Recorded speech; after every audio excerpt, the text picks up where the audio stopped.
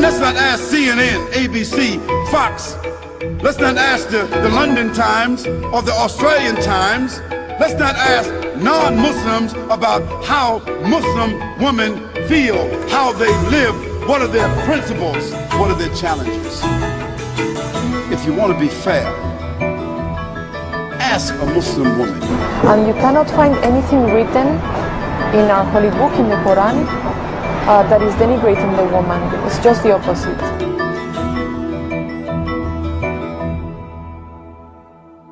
I have frequently referred to this book as what should have been the guidebook for women's liberation movement in this country.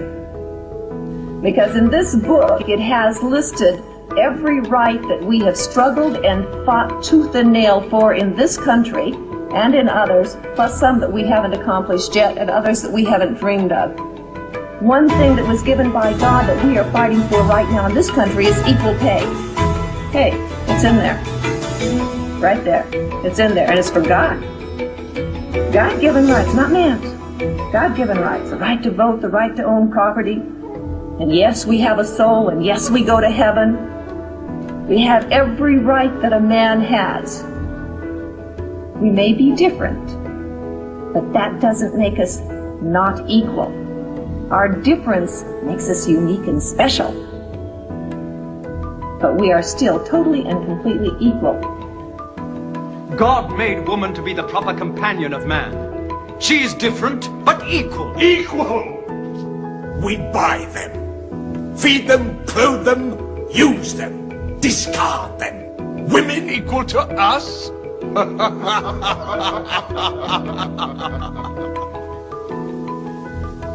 God created man from one male and one female. Now, you must respect in all women the womb that bore you.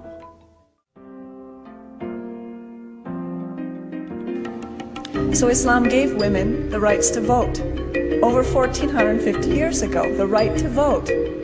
Does anyone know in this audience when we got the right to vote in this country, this advanced, very free country?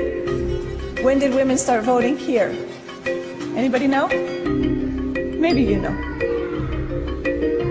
Early 1900s, in my mother's lifetime. Can you believe that this advanced society that we say is the freedom of the world lies, we're like the belt of freedom is held by America? No.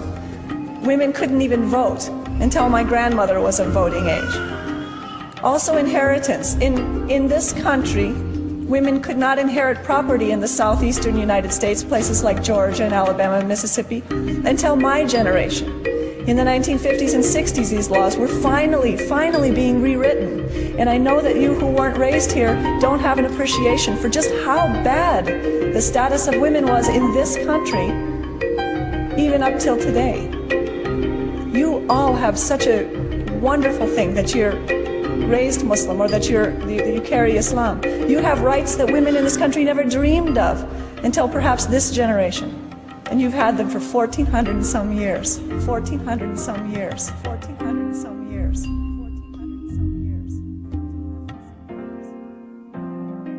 Generally, a common misconception about my hijab is that I'm oppressed and that I have to ask a man permission anytime I want to do something, and we usually crack jokes about that because we all know that it's not true.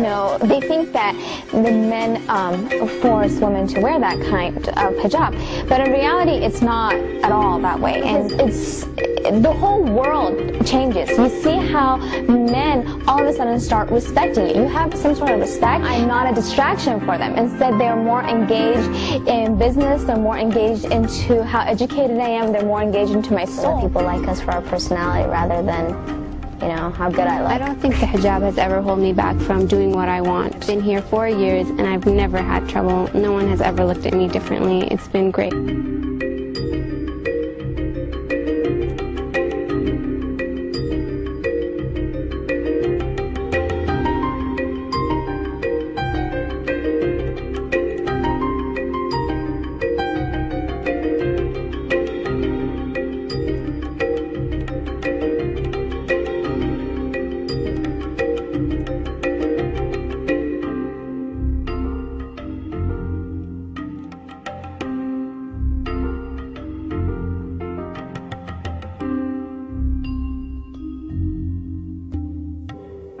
The American statistics, they tell us there are 7.8 million more women than men in America. That's almost 8 million more women in your country, sir, the land of your domicile. 8 million women who can't get husbands. If every man in America got married, there'll still be 8 million women who can't get husbands. You Americans, you have a problem. You Britisher, you have a problem. You French, you have a problem. You Germans, you have a problem. And to these, there are no solutions in your book. No solution. Islam gives an answer to the problem. The Quran says, marry women of your choice by 2s and 3s and 4s. But if you cannot do justice between them, marry only one. I'm saying the only religious book on the face of the earth which has this expression, marry only one, is the Quran. There is no other book on earth.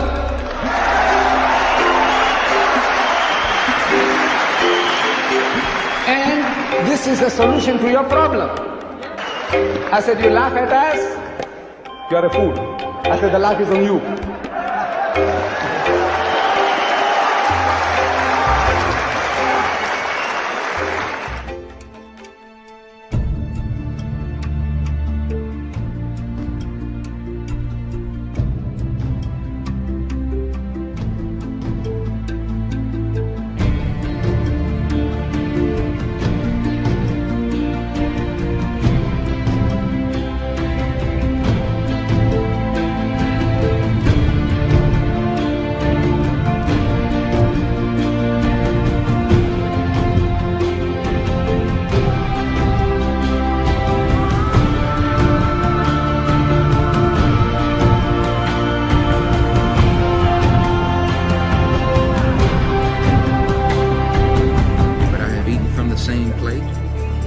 Same glass and prayed to the same God with fellow Muslims whose eyes were blue, whose hair was blonde, and whose skin was the whitest of white.